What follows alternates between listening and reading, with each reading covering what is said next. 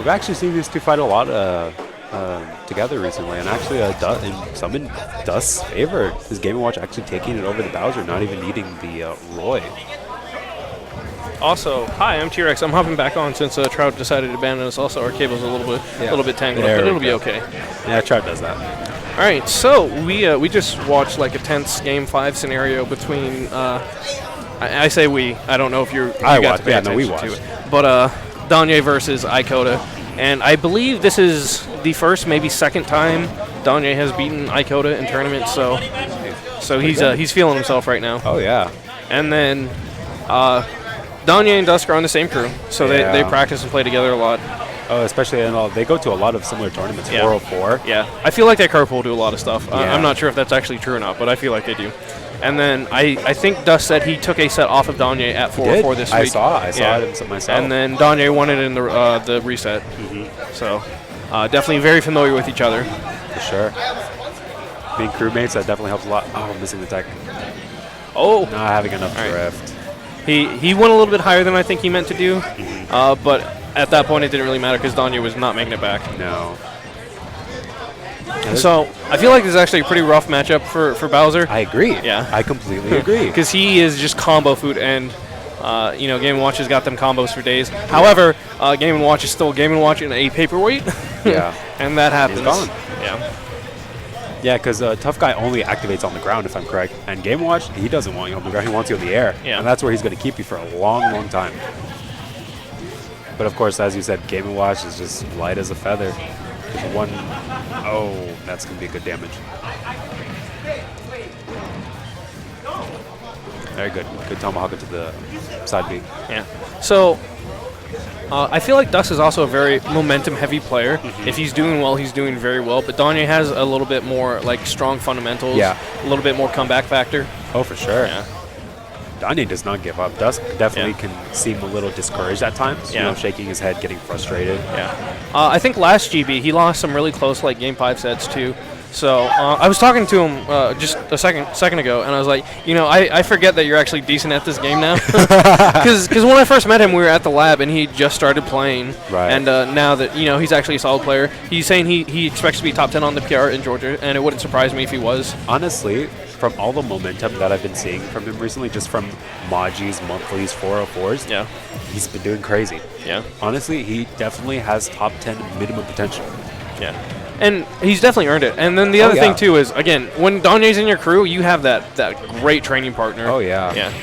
Oh! And gets the beginning hitbox of the key, which is, and he steals that stock. Said, give it to me now. No hesitation either. And, and even if it didn't spike, he could have made it back for free. He still had a jump and a good recovery. Yeah. Dusk robbing that game 1.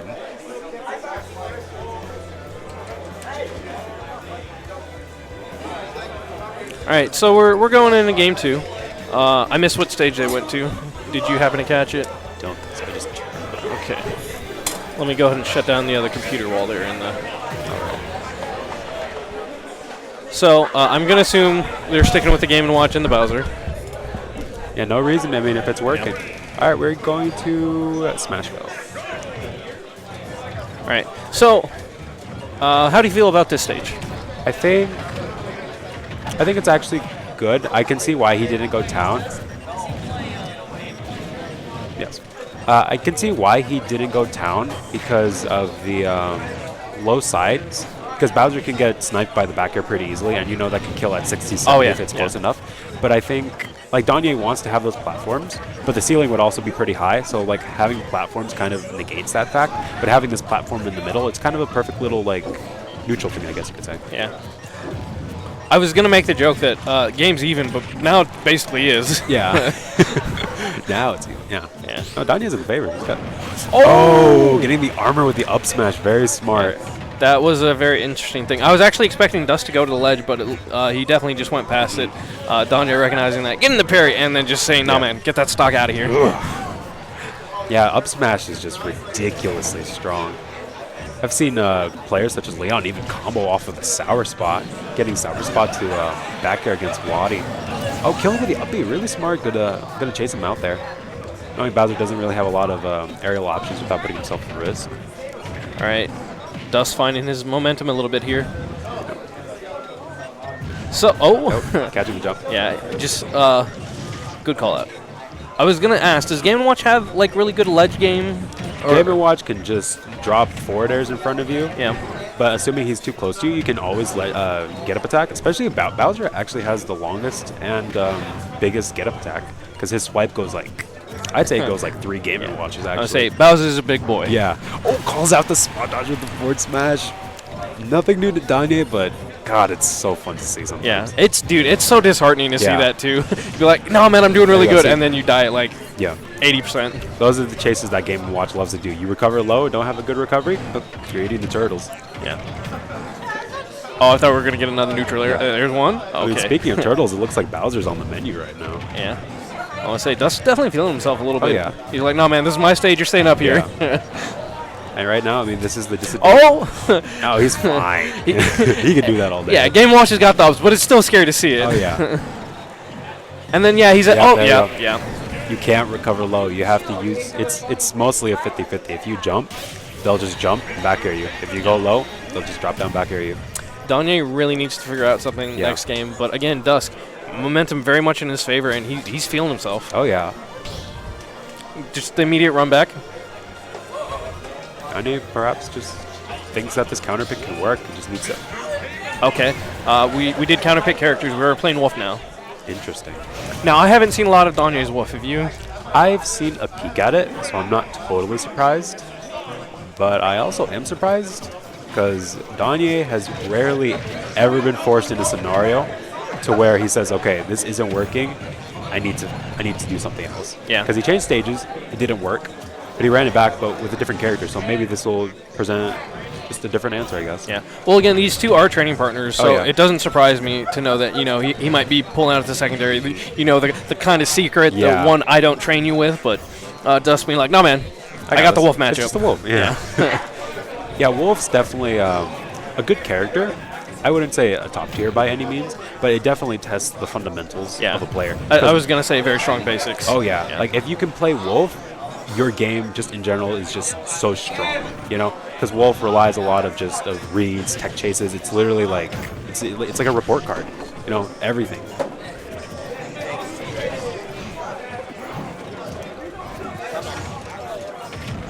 Actually going a little even right now since Wolf is a bit of more of a, I guess, midweight. His body's definitely a little thinner than Bowser.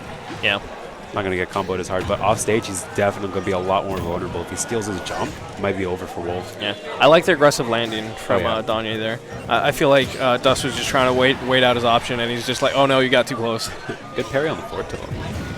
Oh, that bomb's really strong. I definitely thought that was the Game & Watch dying. Now, if he had forward tilt, it would have sent Game & Watch and destroyed the bomb. But, very good. Yeah. Just do it again.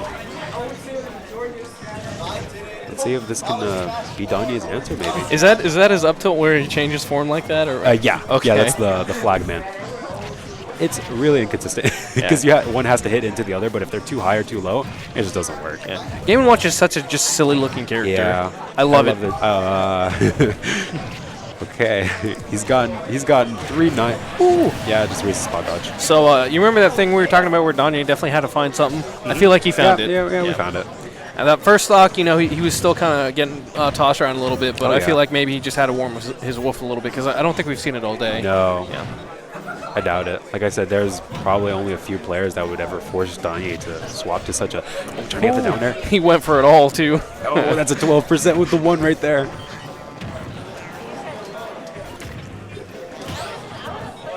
Good. You'd want to hold the shield on that.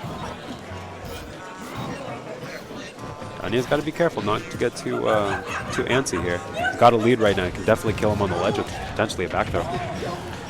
Now, because Danye did change characters, if he does win this one... Dusk could potentially go Roy. He could go Roy on the counter pick.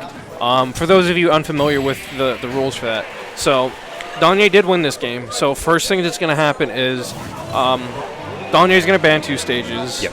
Dusk is going to pick his stage. and then Dusk is going to ask Danye if he's staying character or if he's going to change.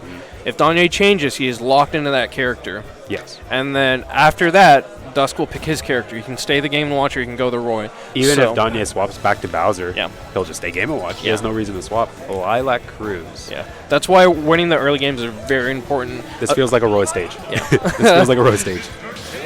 Oh, okay. I guess. Also, I'm not sure how true it is, but I know Spaceys have normally not fared well on Lilac, despite the fact it is their home stage. It is their home stage, yeah. I know back in Brawl, Falco suffered a lot on Lilac. I know Fox wasn't really happy with it in Smash 4 either, so maybe Wolf is going to be in a similar boat, because again, the very vertical, very horizontal, and sometimes the diagonal. Yeah, it's just a weird stage. But Lilac definitely messes with those recoveries. Maybe not so much now because the tilt isn't as volatile. Yeah. It's just the sides and the top feel so small, but it just feels like a big stage. Yeah. The Game & Watch definitely has a lot of room to just jump around and just do stuff. Another thing, I'm mildly... Okay, we're making it back. Okay. Yep. I'm mildly surprised that Dusk didn't go with a black Game & Watch, because I've heard people complain about not being able to see some of the moves. Did you hear what caused that? No. So, Game 5 at the pre-local for Big House. The little Big House? The little Big House. Yeah. Salt had to fight Zachary, I believe, in Winners. And Zachary had been playing the white and the ghoul green Game & Watch for all 4 games. Game 5, Zachary counterpicked him to Lilac, and he went neutral Game & Watch. It was completely intentional. Yeah. You can't tell me that someone swaps their color after 4 games in a row. Yeah, but at the same time, it's fairly legitimate.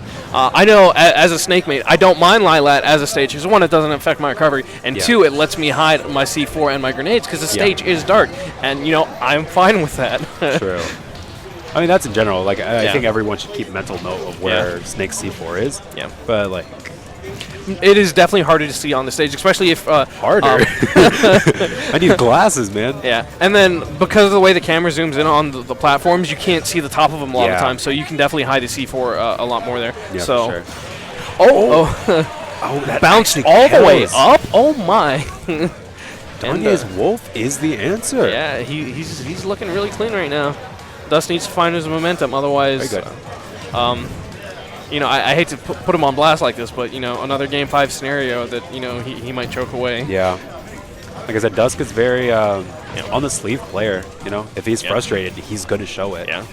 And I feel like a lot of this is very mental too, because when we were talking about potential PR ranking, he's like, "There's no way I'm going to be above Danye," and that may be true just based on results. But as we saw in games 2 or 1 and 2, he definitely has the potential to beat him. Oh yeah, for sure. But he's just putting a little bit too much pressure. Maybe he's a little too shook after the Wolf.